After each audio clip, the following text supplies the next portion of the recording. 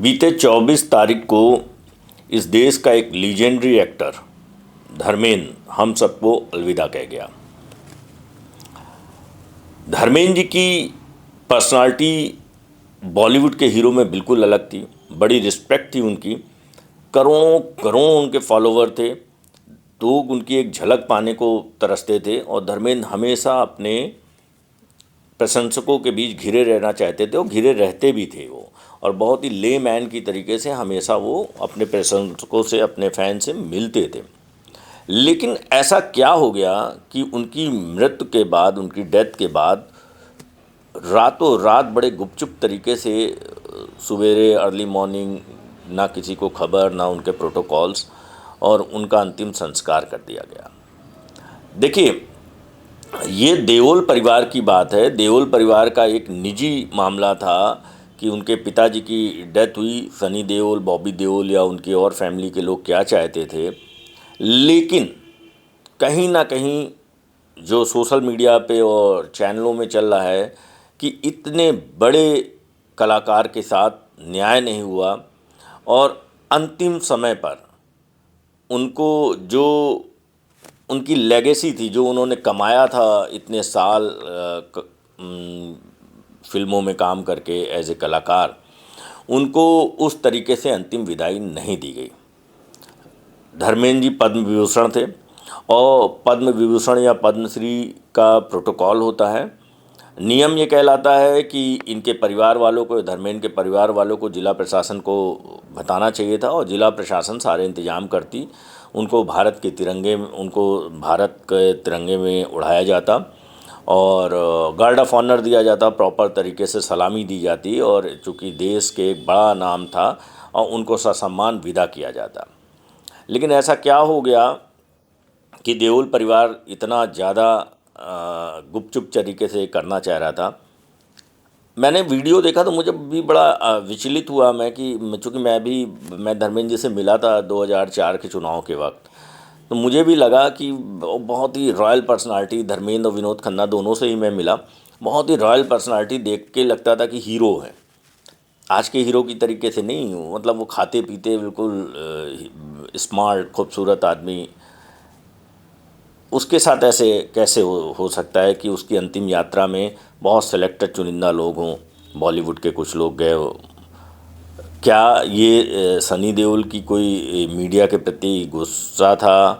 क्योंकि बहुत सारे, बल्कि देश के बहुत बड़े लीडिंग चैनल ने, नंबर 1 चैनल ने ये चला दिया था कि धर्मेंद्र जी की डेथ हो गई कुछ दिन पहले। क्या वो उससे नाराज़ थे, या पेपराजी जो दिन भर पीछे पीछे लगे रहते उनके घर के बाहर, उनसे नाराज़ थे? लेकिन जो भी था, देखिए, धर्मेंद्र एक बहुत बड़े कलाकार थे। मैं बार बार बड़े इसलिए कहता हूँ कि जब मैंने अभी एक दिलीप कुमार का वीडियो भी सोशल मीडिया पे चल रहा, मैंने उसको पहले भी देख रखा था, जिसमें उन्होंने बात बोली थी कि मैं अल्लाह से एक शिकायत करूँगा कि मुझे धर्मेंद्र जैसा खूबसूरत क्यों नहीं बनाया। धर्मेंद्र अंतिम समय तक जनता के बीच में रहे, बीच में वो हॉस्पिटल में हो गए, क्रिटिकल हो गए, क्रिटिकल होने के बाद फिर सही हो गए, घर आ गए। धर्मेंद्र ने, देखिए, धर्मेंद्र का जन्म 8 दिसंबर को लुधियाना में हुआ। एक प्रोग्राम था एशियन पेंट का, जिसमें विनय पाठक उनको अपने पुराने घर में ले गए, तो वो उस पुराने घर को देख करके बड़े भावुक हुए, और वो कॉन्सेप्ट बड़ा अच्छा है कि वो पेंट कंपनी जो है वो उस घर को रिनोवेट करती है पूरा, और धर्मेंद्र को बहुत अच्छा लगा। धर्मेंद्र खुद बता रहे थे, मेरी माँ है, मेरी चाची है, मेरा भाई है, सब कुछ बता रहे थे, और उस गांव के लोग दूर दूर तक से उनको देखने आए। उस दिन बहुत भीड़ हुई उस पूरे गांव में। आज भी वो गांव धर्मेंद्र का, आज जब वो नहीं है तो लोग उस मकान को आज भी देखने जा रहे हैं। धर्मेंद्र की कुछ फिल्में जो आपके दिल पे छाप छोड़ जाएंगी, अब वो चाहे चुपके चुपके हो, चाहे धर्मवीर हो, मतलब बहुत ही अनुपमा हो, बंदनी हो, मतलब देवर, ऐसे ऐसी फिल्में जिनमें आपको धर्मेंद्र को देखने को मिलेगा। ऐसा लीजेंडरी कलाकार शायद अब नहीं होगा। धर्मेंद्र का एक इंटरव्यू में देख रहा था, उसमें उन्होंने बताया कि वो किस तरीके से हीरो बनना चाहते थे, और हीरो बनने के लिए उन्होंने अपनी माँ से बहुत डरते डरते कहा कि मुझे मुंबई जाना है। तो उनकी माँ ने पिताजी के सामने उनको डांट दिया। बाद में कहा कि बेटा तुम क्या करोगे जा करके, तुम्हें एक्टिंग करना है, यहीं पे लोकल अपना काम वाम करो, नाटक वाटक होते रहते हैं उसमें करो। लेकिन धर्मेंद्र, माँ तो माँ होती है, अब धर्मेंद्र का मन देख करके बोली कि ऐसा करो, ऐसे मत जाओ, पहले अप्लाई कर दो। उस ज़माने में सोशल मीडिया आइडिया तो कुछ था नहीं, तो मतलब ऑफलाइन सारा काम होता था। तो फिल्म फेयर मैगजीन में एक ऐड निकला था, तो धर्मेंद्र ने अपनी कुछ फ़ोटो वोटो इकट्ठा करके वो फॉर्म फिलअप करके, एज इतनी, हाइट इतनी, ये सब कुछ करके, और उसको डाक के डिब्बे में जब डालने गए तो उन्होंने गायत्री मंत्र पढ़ा और गायत्री मंत्र पढ़ करके डाल दिया।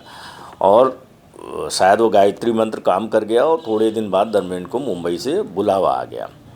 धर्मेंद्र गए, धर्मेंद्र ने एक फ़िल्म करी पहली, वो फिल्म उनकी फ्लॉप हुई।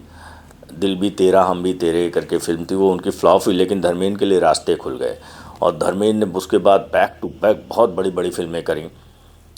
मैं, जो मेरी अपनी पर्सनल फिल्म, मैंने उनकी 2-3 देखी। मुझे कुछ फिल्में उनकी, जैसे चरस उनकी बहुत अच्छी फिल्म थी। और मैंने उनकी एक फ़िल्म देखी थी जिसमें उन्होंने डीएफओ का, वन विभाग का किरदार निभाया था। कर्तव्य उनकी एक फ़िल्म देखी थी, चंदा मामा से प्यारा मेरा मामा, जिसमें बहुत मतलब धर्मेंद्र ने बहुत सारी संपत्ति भी बनाई, उन्होंने अपने बच्चों को भी अच्छे से इस्टेब्लिश किया। धर्मेंद्र ने करोड़ों अरबों लोगों के दिलों पे राज भी किया।